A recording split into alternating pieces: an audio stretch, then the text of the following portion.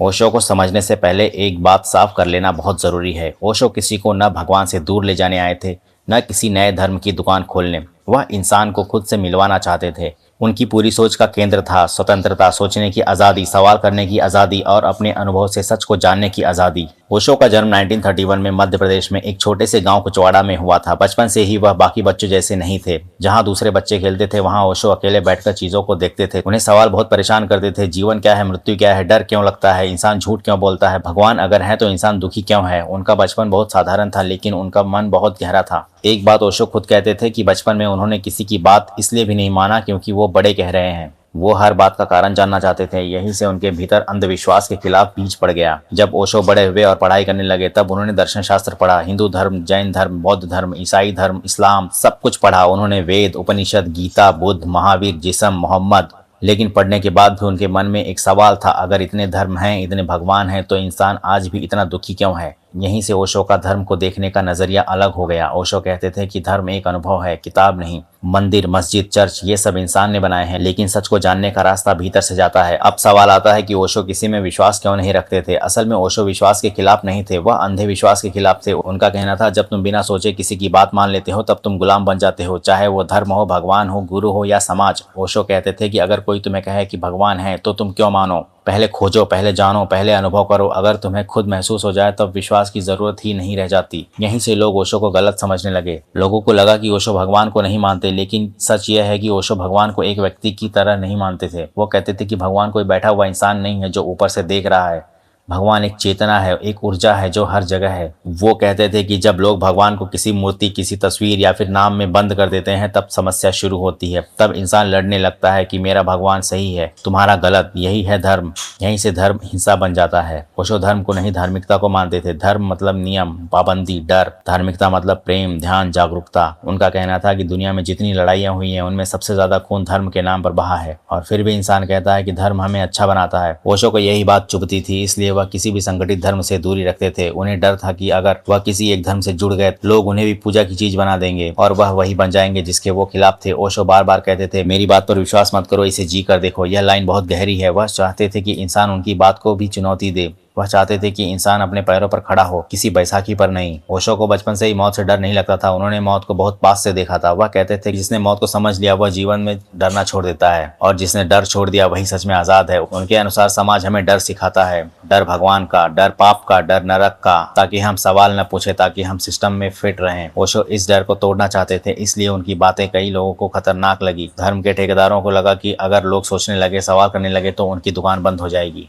उनके अनुसार इंसान की सबसे बड़ी समस्या यह नहीं है कि उनके पास पैसा नहीं है, रिश्ते नहीं है या फिर सुविधाएं नहीं है। उनकी सबसे बड़ी समस्या यह है कि वो अपने ही मन से जुड़े नहीं है। उनका मन कभी बीते हुए कल में भटकता है, कभी आने वाले कल में। वह आज में जीता नहीं है। ओशो कहते थे कि जब तक मन शोर करता रहेगा तब तक सच सुनाई नहीं देगा, और मन हमेशा शोर करता है। हजारों विचार, इच्छाएं, डर, पछतावा, गुस्सा सब एक साथ चलते रहते हैं। यही कारण है कि इंसान बाहर से हंसता है और भीतर से परेशान रहता है। यहीं से ओशो ध्यान की बात करते हैं, लेकिन ओशो का ध्यान आम ध्यान जैसा नहीं था। वह कहते थे कि चुपचाप बैठ जाना हर किसी के बस की बात नहीं। आज का इंसान इतना दबा हुआ है, इतना थका हुआ है कि अगर उसे जबरदस्ती शांत बैठा दो तो वह और बेचैन हो जाएगा। इसलिए ओशो ने डायनेमिक मेडिटेशन जैसी विधियां दी। इसमें पहले शरीर को हिलाना, रोना, चिल्लाना, हंसना, सांस लेना, सांस को तेज करना सब शामिल था। ओशो का कहना था कि जब तक अंदर का कचरा बाहर नहीं निकलेगा तब तक शांति नहीं मिलेगी। वह ध्यान को पूजा नहीं, साफ सफाई मानते थे। जैसे कि हम रोज शरीर को नहलाते हैं वैसे ही मन को भी साफ करना जरूरी है। ओशो कहते हैं कि जब तुम ध्यान में होते हो तब तुम कोई भगवान खोजने नहीं जाते, तुम बस खुद को देखते हो, और जैसे जैसे तुम खुद को देखने लगते हो वैसे वैसे भीतर एक गहरी शांति उतरने लगती है। यही शांति ओशो के लिए भगवान थी। वो कहते थे कि भगवान कोई बाहर बैठा हुआ न्यायाधीश नहीं है। भगवान यह अवस्था है जहाँ कोई डर नहीं, कोई चाह नहीं, कोई तुलना नहीं, जहाँ सिर्फ होना है। सवाल है कि ओशो चुप्पी को इतना बड़ा क्यों मानते थे। ओशो के अनुसार शब्द झूठ बोल सकते हैं लेकिन चुप्पी नहीं। शब्द हमें दूसरों से तोड़ते हैं लेकिन चुप्पी हमें खुद से जोड़ती है। जब तुम सच में चुप होते हो तब पहली बार तुम्हें पता चलता है कि तुम कौन हो। ओशो कहते थे, ज्यादातर लोग जिंदगी भर बोलते रहते हैं, सोचते रहते हैं, लेकिन कभी सुनते नहीं है, और जो सुन नहीं सकता वह समझ नहीं सकता। उनका कहना था, सत्य को समझने के लिए बुद्धि नहीं, जागरूकता चाहिए। बुद्धि तर्क करती है, जागरूकता देखती है। ओशो इसी वजह से शास्त्रों को अंतिम नहीं मानते थे। वह कहते थे कि शास्त्र उंगली है, चांद नहीं। अगर तुम उंगली को ही पकड़ कर बैठ जाओगे तो चांद कभी नहीं दिखेगा। ओशो के आश्रम में लोग इसलिए नहीं आते थे कि कोई चमत्कार देखें, लोग इसलिए आते थे क्योंकि पहली बार उन्हें बिना डर, बिना पाप, बिना स्वर्ग नरक की धमकी के जीने की आजादी मिलती थी। ओशो कहते थे कि नैतिकता बाहर से थोपी गई है, लेकिन ध्यान से जो समझ पैदा होती है वही असली नैतिकता है। जब तुम जागरूक हो जाते हो तब तुम गलत नहीं करते, क्योंकि तब तुम्हें खुद से प्रेम हो सकता है। उनके लिए ध्यान कोई घंटों की प्रक्रिया नहीं थी। वह कहते थे कि जीवन का हर पल ध्यान बन सकता है, चलते हुए, खाते हुए, बोलते हुए। अगर तुम पूरी तरह उपस्थित हो तो वही ध्यान है। वही वजह है कि ओशो पुराने ढांचे को तोड़ते थे। वह साधु को भी चुनौती देते थे और गृहस्थ को भी। वह कहते थे कि त्याग बाहर का नहीं, होश का होना चाहिए। ओशो का मानना था कि जब इंसान ध्यान में उतरता है तब वह धीरे धीरे भीड़ से अलग होने लगता है, वह अकेले होने लगता है। लेकिन वह अकेलापन दर्द नहीं देता, यह अकेलापन आजादी देता है। और यही बात समाज को ज्यादा डराती है, क्योंकि जागरूक इंसान को ज्यादा कंट्रोल नहीं किया जा सकता। जब कोई इंसान भीड़ की सोच से अलग चलता है तो टकराव तय है। ओशो के साथ भी यही हुआ। जितनी तेजी से लोग उनसे जुड़ते गए उतनी तेजी से विरोध भी बढ़ता गया, क्योंकि वह इंसान की सोच की जड़ को ही हिला दे रहे थे। ओशो ने जो सबसे बड़ा अपराध किया वह यह था कि उन्होंने डर हटाने की कोशिश की, और डर हटते ही धर्म, राजनीति और समाज की पुरानी पकड़ कमजोर पड़ने लगती थी। इसीलिए सबसे पहले उन पर उंगली उठी। लोगों ने कहा कि ओशो परंपरा के खिलाफ हैं, उन्होंने कहा कि ओशो युवाओं को बिगाड़ रहे हैं, कुछ ने कहा कि वो नैतिकता नष्ट कर रहे हैं, कुछ ने तो उन्हें पागल कह दिया। असल में ओशो समस्या नहीं थे, समस्या थी उनकी आजादी। वह किसी ढांचे में फिट नहीं होते थे। ओशो कहते थे कि अगर कोई चीज तुम्हें भीतर से दबा रही है तो वह पाप है, चाहे समाज उसे ही सही कहे, और अगर कोई चीज तुम्हें भीतर से खुला कर रही है तो वह पुण्य है, चाहे समाज उसे गलत कहे। यह बात बहुत लोगों को खतरनाक लगी। ओशो के आश्रम में लोग अपने डर, गुस्सा, कामना, दुख, सुख लेकर आते थे। वहाँ कोई जजमेंट नहीं था।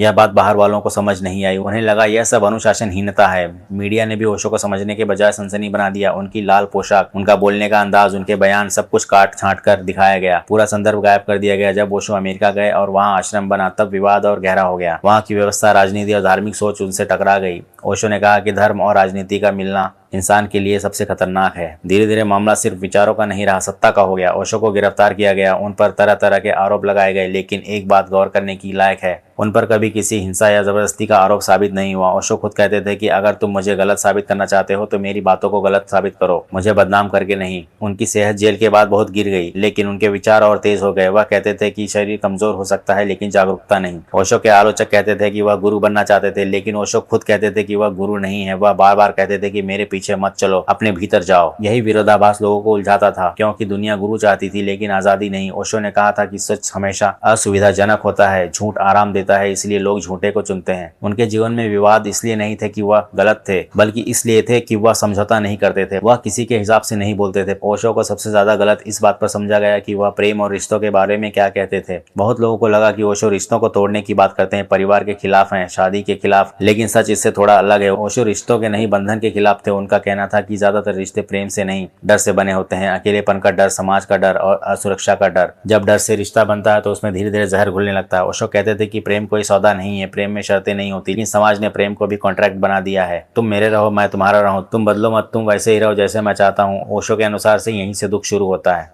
वह कहते थे कि प्रेम में आज़ादी होनी चाहिए, क्योंकि अगर तुम किसी को सच में चाहते हो तो तुम उसे बांधना नहीं चाहोगे। तुम चाहोगे कि वह खिले, भले ही वह तुम्हारे मुताबिक न खिले। यह बात सुनने में सुंदर लगती है लेकिन जीने में मुश्किल है, क्योंकि आज़ादी देने का मतलब है अपने डर का सामना करना। ओशो का कहना था कि जब दो आज़ाद लोग मिलते हैं तभी प्रेम जन्म लेता है, जब दो अधूरे लोग मिलते हैं तो सिर्फ निर्भरता पैदा होती है। वह शादी के खिलाफ नहीं थे। वह कहते थे कि अगर रिश्ता तुम्हें बड़ा नहीं बना रहा तो वह रिश्ता नहीं, बोझ है। ओशो ने काम और वासना पर भी खुलकर बात की। यही बात समाज को सबसे ज्यादा चुभी, क्योंकि जिन बातों को सदियों से दबाया जा रहा था ओशो उन्हें रोशनी में मिला रहे थे। ओशो कहते थे कि दबाई गई कामना विकृत हो जाती है और विकृति समाज को नुकसान पहुंचाती है। इसीलिए वह कहते थे कि जागरूकता के साथ अपनी ऊर्जा को समझो, उसे दबाओ मत। उनके लिए ब्रह्मचर्य कोई जबरदस्ती नहीं था। वह कहते थे कि जब समझ अपने आप गहरी हो जाती है तब ऊर्जा ऊपर उठती है, जबरदस्ती से नहीं। ओशो प्रेम को ध्यान से जोड़ते थे। वह कहते थे कि जो इंसान खुद से प्रेम नहीं कर सकता वह किसी और से भी प्रेम नहीं कर सकता, और खुद से प्रेम ध्यान से आता है। इसलिए उनके आश्रम में लोग न सिर्फ ध्यान करते थे बल्कि खुद को स्वीकार करना भी सीखते थे,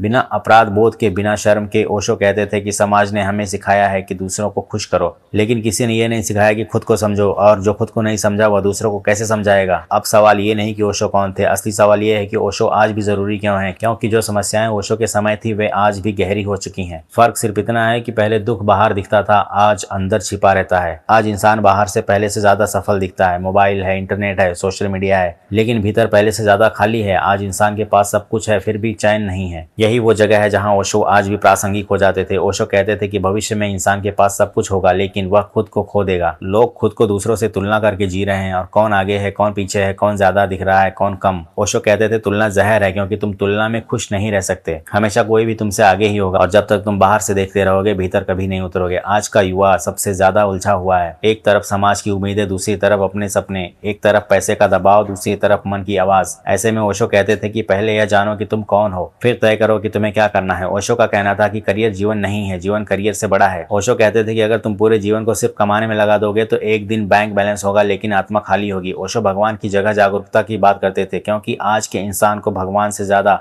होश की जरूरत है। होश की वह क्या कर रहा है, क्यों कर रहा है और किस कीमत पर कर रहा है। ओशो कहते थे अगर तुम होश में हो तो गलत रास्ते पर ज्यादा दूर तक चल ही नहीं सकते, क्योंकि अगर तुम बेहोश हो तो सही रास्ता भी तुम्हें कहीं नहीं पहुंचा सकता। आज लोग रिश्ते में भी उलझे हुए हैं। शादी है लेकिन संवाद नहीं है, प्रेम है लेकिन भरोसा नहीं है। ओशो कहते थे कि रिश्ते तब टूटते हैं जब लोग एक दूसरे से उम्मीदें ज्यादा और समझ कम रखते हैं। उनके अनुसार प्रेम का मतलब यह नहीं कि दूसरा तुम्हारी जिंदगी भर दे। प्रेम का मतलब है कि तुम इतने पूरे हो जाओ कि दूसरे के साथ खुशी बांट सको। ओशो आज के समय में इसलिए भी जरूरी है क्योंकि उन्होंने दुख को छिपाने की नहीं, देखने की बात की। वह कहते थे कि जब तुम दुख से भागते हो तो वह तुम्हारा पीछा करता है, जब तुम उससे देखते हो तो वह धीरे धीरे मिट जाता है। आज की दुनिया भागने की दुनिया है। मोबाइल खोलो, रील देखो, खुद को भूल जाओ। ओशो इसके उल्टा कहते थे बैठो, चुप रहो, खुद को देखो। ओशो का ध्यान कोई धार्मिक क्रिया नहीं, वह मनोवैज्ञानिक सफाई है। आज जब डिप्रेशन, एंजाइटी, अकेलापन बढ़ रहा है, तब ओशो की ध्यान विधियां और ज्यादा अर्थपूर्ण हो जाती हैं। ओशो कहते हैं कि तुम जितना खुद से दूर हो और तुम जितना खुद के पास जाते हो उतना शांत हो जाते हो। लोग पूछते हैं ओशो को सही तरीके से कैसे समझो। ओशो को समझने का तरीका यह नहीं है कि तुम उनकी हर बात मान लो, बल्कि यह तरीका है कि उनकी बात को सुनो, सोचो और अपने अनुभव से जांचो। ओशो किसी को फॉलो करने की पक्ष में नहीं थे। वो चाहते थे कि हर इंसान खुद का रास्ता बने। यही वजह है कि वह आज भी असुविधाजनक लगते हैं, क्योंकि आजादी हमेशा डराती है। ओशो कहते थे कि दुनिया में दो तरह के लोग होते हैं, एक जो भीड़ के साथ चलते हैं और दूसरे जो सच के साथ चलते हैं और अकेले पड़ जाते हैं, लेकिन वही दूसरे लोग इतिहास बनाते हैं। ओशो खुद अकेले थे, उनके पास अनुयायी थे, लेकिन वह किसी के मालिक नहीं थे। उन्होंने कभी नहीं कहा कि मेरे बिना तुम कुछ नहीं कर सकते। उन्होंने कहा मेरे बिना तुम भी पूरे हो। आज जब लोग किसी न किसी पर निर्भर होना चाहते हैं, गुरु, नेता, सिस्टम, तब ओशो आत्मनिर्भर चेतना की बात करते हैं। ओशो जब इस दुनिया से गए तो उन्होंने कोई वसीयत नहीं छोड़ी, कोई नियम नहीं छोड़ा, कोई धर्म नहीं बनाया, लेकिन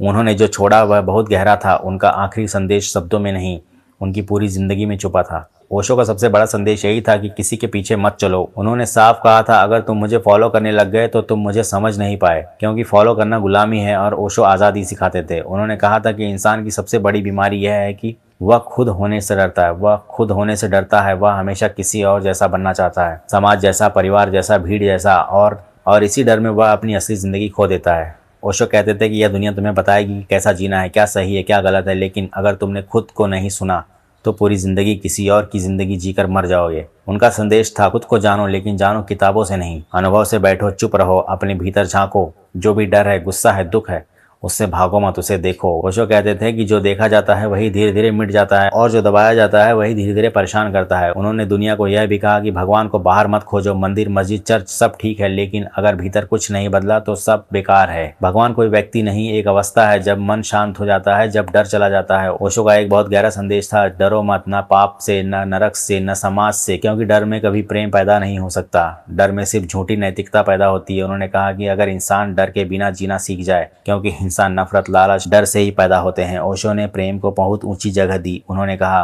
कि प्रेम कोई कर्तव्य नहीं है, प्रेम तुम्हारी खुशबू है। जब तुम खुश हो, पूरे हो, तब प्रेम अपने आप बहता है। उन्होंने यह भी कहा कि किसी को बदलने की कोशिश मत करो, ना अपने माता पिता को, ना अपने साथी को, ना समाज को। पहले बदलो, पहले खुद बदलो, और बदलाव का मतलब है जागरूक होना, बेहतर बनने की कोशिश नहीं। ओशो का आखिरी संदेश यह भी था कि जिंदगी को गंभीर मत बनाओ। वो कहते थे कि इंसान ने जिंदगी को बोझ बना लिया है, हर समय चिंता, हर समय भाग दौड़। उन्होंने हंसी को, खेल को, नाच को ध्यान से जोड़ा। उनके अनुसार जो इंसान हंस सकता है वही सच में धार्मिक है। ओशो ने जाते जाते यह भी कहा कि सत्य कभी पूरा नहीं होता, इसलिए किसी भी विचार को अंतिम मत मानो, मेरी बात को भी नहीं, क्योंकि जिस दिन तुमने किसी विचार को अंतिम मान लिया उसी दिन तुम्हारा विकास रुक गया। उनका संदेश था जिज्ञासु रहो, सवाल करते रहो, सीखते रहो, और सबसे जरूरी जीवित रहो, सिर्फ जिंदा मत रहो। ओशो ने दुनिया को यह नहीं कहा कि तुम मुझे याद रखना, उन्होंने कहा कि खुद को याद रखना। अगर तुम खुद को याद रखने लग गए तो वही मेरी असली श्रद्धांजलि होगी। जाते जाते ओशो यही कह के गए कि मैं तुम्हें कोई रास्ता नहीं दे रहा हूँ, मैं तुम्हें रास्ते से आज़ाद कर रहा हूँ।